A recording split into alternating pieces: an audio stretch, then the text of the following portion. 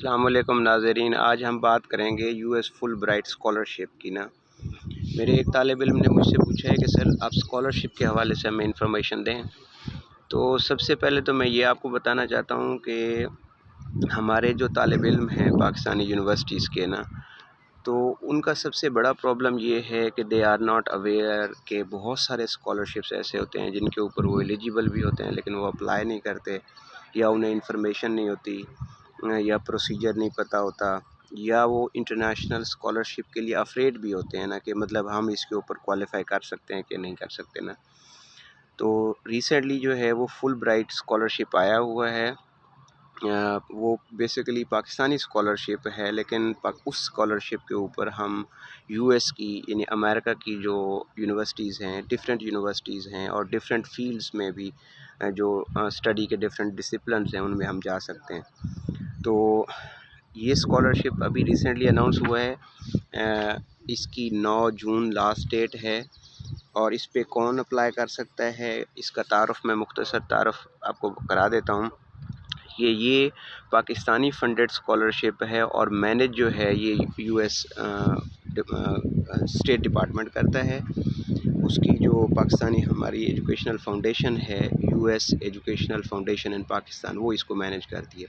Fully फ़ंडेड होता है, इसमें हमारी ट्यूशन फ़ीस, टेक्स्ट बुक और उसके बाद एयर फेयर, हेल्थ इंश्योरेंस, सारी चीज़ें हैं। मतलब अगर आप इस स्कॉलरशिप के लिए क्वालिफ़ाई कर जाते हैं तो फिर यूँ समझ लें कि आप स्टेट स्पॉन्सर्ड होते हैं। किसी भी चीज़ की आपको 1 रुपया भी नहीं खर्च करना पड़ता।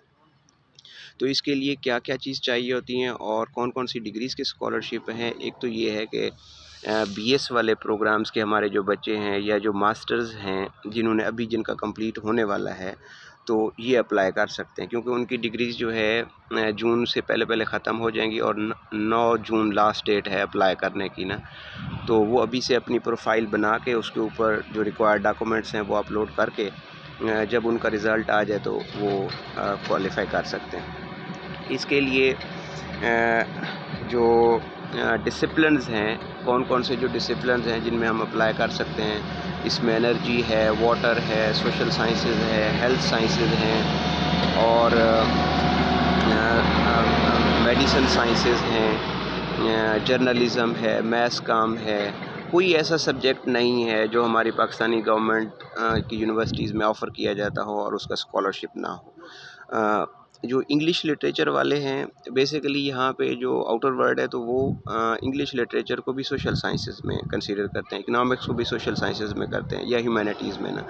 उसके बाद इकोनॉमिक्स हो गई, इन सारे मज़ामीन को, सब्जेक्ट्स को वो सोशल साइंसेज़ या ह्यूमैनिटीज़ की कैटेगरी में इंक्लूड करते हैं। और हमारे स्टूडेंट्स जो है वो देखते रहते हैं कि स्कॉलरशिप्स ऑफ इंग्लिश किधर है, तो वो बेसिकली इसी कैटेगरी में शामिल होते हैं। तो हमारे इंग्लिश के तालिब इल्म भी इस स्कॉलरशिप के लिए मोस्ट सूटेबल हैं। तो 2 प्रोग्राम्स हैं, मास्टर्स में भी एडमिशन ओपन है और पीएचडी में भी। फ़ॉरेन यूनिवर्सिटीज़ में जो है ना वो एमफिल का कॉन्सेप्ट नहीं है। यानी अगर आपने बैचलर्स डिग्री के ऊपर अप्लाई करना है, सॉरी मास्टर्स डिग्री के लिए अप्लाई करना है, तो आपकी एफए के बाद 16 ईयर एजुकेशन रिक्वायर्ड है। यानी हमारे जो बच्चे बैचलर के हैं जिन्होंने बीएस 4 ईयर किया है वो भी एलिजिबल हैं, उनको एडमिशन मिलेगा मास्टर्स में ना। और जो हमारे एमए के बच्चे हैं उनको भी मास्टर्स में यानी 16 ईयर ऑफ एजुकेशन के बाद एडमिशन मिलता है मास्टर्स में। इस पॉइंट की क्लैरिफिकेशन मैं करता जाऊं। हमारे बच्चे शायद ये समझ सकते हैं कि हमने मास्टर्स ऑलरेडी किया हुआ है, या बीएस वाले बच्चे जो है वो ये कह सकते हैं कि हमने मास्टर्स के इक्वलेंट ऑलरेडी डिग्री की हुई है, तो क्या ये बेवकूफ़ी नहीं है कि हम वहाँ पे दोबारा जाकर मास्टर्स करें। तो ये मिसकंसेप्शन मैं आपको क्लैरिफाई करना चाहता हूँ कि जब भी यूनिवर्सिटीज़ में जॉब्स आती हैं तो बाहर की मास्टर जो है वो हमारे एमफिल के इक्वल कंसीडर की जाती है।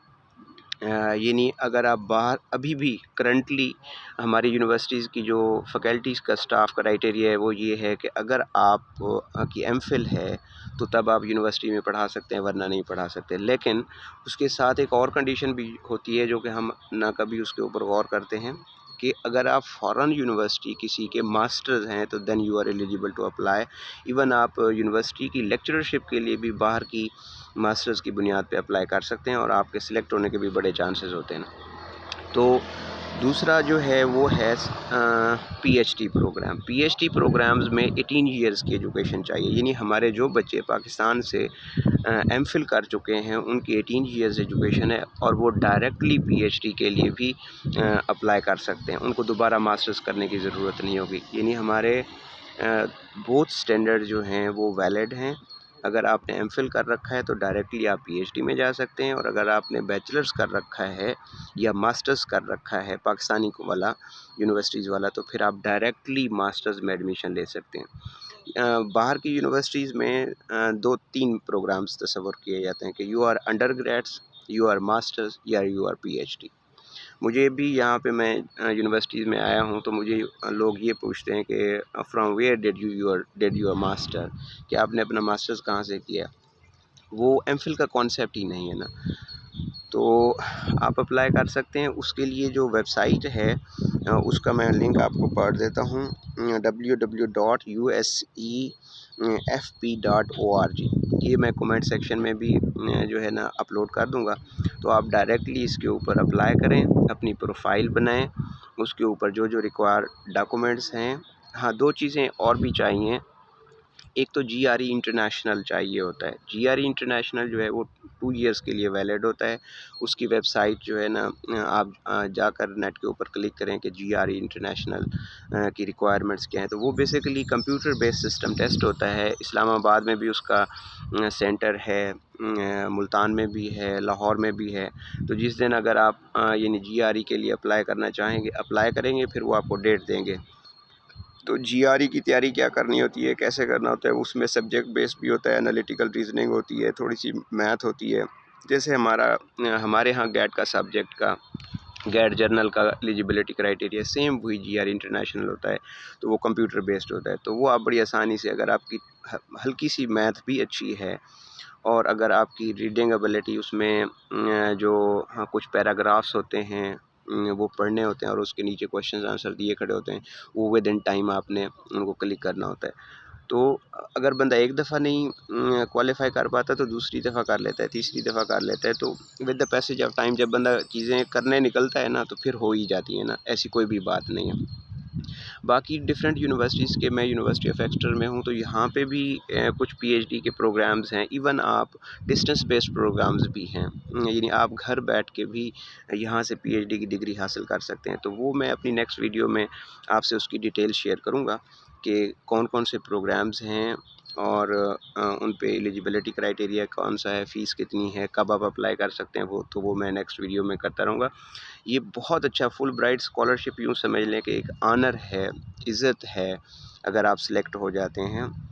इसके लिए मैं स्ट्रॉन्गली रिकमेंड करूँगा अपने तमाम स्टूडेंट्स को जो बीएस के 8th सेमेस्टर में हैं और जो मास्टर्स के 4th सेमेस्टर में हैं कि आप एलिजिबल हैं, आप अप्लाई कर सकते हैं। आप इस वेबसाइट के ऊपर जाएं, इसके ऊपर अपने एकेडमिक पहले प्रोफाइल बनाएं, अपने एकेडमिक्स अपलोड करें, तो आप अपना फ़ौरन इंटरनेशनल क्वालिफ़िकेशन कर सकते हैं। इसमें किसी किस्म की, आप ये देख लें कि आपका एयर फेयर भी उसमें शामिल है, आपकी टेक्स्ट बुक्स का किराया भी शामिल है, आपके लिविंग स्टाइपेंड भी उसमें शामिल है। ये इवन इतना कुछ दिया जाता है, गवर्नमेंट इतना हमारे स्टूडेंट्स के ऊपर इन्वेस्ट करती है कि स्टूडेंट को इवन उस स्कॉलरशिप से कुछ ना कुछ बच ही जाता है। फॉर एग्ज़ाम्पल मैं जिस स्कॉलरशिप के ऊपर आया हुआ हूँ तो मुझे पाकिस्तानी गवर्नमेंट ने 6 महीने के लिए $4500 दिए। तो 300 पाउंड जो है वो मैं मेरी हाउसिंग जो रेंट है मैं वो देता हूँ, और उसके बाद 450 पाउंड होता है मेरे पास। मैं खुले तरीके से मतलब अपना ख़र्चा भी कर सकता हूँ, जो कुछ भी शॉपिंग व्हाट्सओएवर, यानी कि एक ह्यूमन को जो जो चीज़ें भी मतलब आसाइश की लिविंग की मतलब चाहिए होती हैं वो आसानी से मतलब वो कर सकता है। तो हमारे स्टूडेंट्स को बेसिकली पता नहीं होता ना, इसलिए वो अप्लाई नहीं करते। मैं स्ट्रॉन्गली रिकमेंड करूँगा कि आपकी इंटरनेशनल जो एकेडमियन फोरम्स हैं उसके ऊपर हम आपकी और हमारे डिपार्टमेंट ऑफ इंग्लिश की रिप्रेजेंटेशन होनी चाहिए।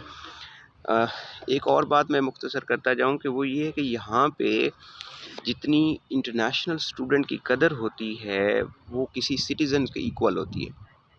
मतलब अ, यानी अगर आपने कह दिया ना कि मैं इंटरनेशनल स्टूडेंट हूँ, तो फिर आपको किसी किस्म की भी हेल्प हो, वो कोई भी बंदा चाहे पैदल चलने वाला हो, गाड़ी वाला हो, वो आपकी ज़रूर हेल्प करता है, जो किसी किस्म की भी रिक्वायर्ड हो ना। तो हम तो बेसिकली एम्बेसडर होते हैं अपनी कौम के भी, तो हमें लिहाजा स्टेट्स जो हैं वो पीछे वाली स्टेट भी यानी पाकिस्तानी स्टेट भी और आगे जिस स्टेट में हम जा रहे होते हैं तो वो हमें ख़ास किस्म का प्रोटोकॉल देते हैं। तो इस ऑनर को, इस अपॉर्चुनिटी को हाथ से ना जाने दें। मेरी रिक्वेस्ट है, जो स्ट्रांगली स्टूडेंट्स हैं उनमें वुमेन जो है वो स्ट्रांगली इनकरेज्ड हैं, और the students from less developed areas are strongly encouraged by both governments, in US government भी और पाकिस्तानी गवर्नमेंट भी।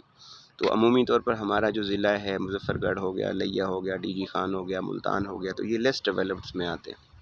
तो इसलिए आपको प्रेफ़रेंस भी दी जाएगी, और अगर आप वुमेन हैं तो फिर आपको और प्रेफ़रेंस दी जाएगी।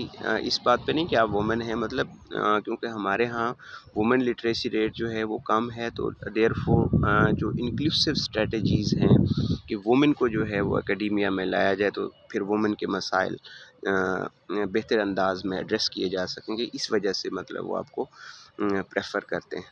तो all of you are strongly encouraged. अगर आपका इसके हवाले से कोई क्वेश्चन है तो आप मुझसे कमेंट सेक्शन में पूछ सकते हैं। जीआर इंटरनेशनल की जो कुछ रिक्वायर्ड बुक्स हैं, फॉर्मेट्स हैं, वो भी मैं आपसे शेयर कर सकता हूँ। अगर आपको चाहिए तो आप मुझे कमेंट सेक्शन में अपनी डिमांड करें, मैं आपको भेज दूँगा। गुफ्तगू से इजाज़त, अल्लाह हाफ़िज़।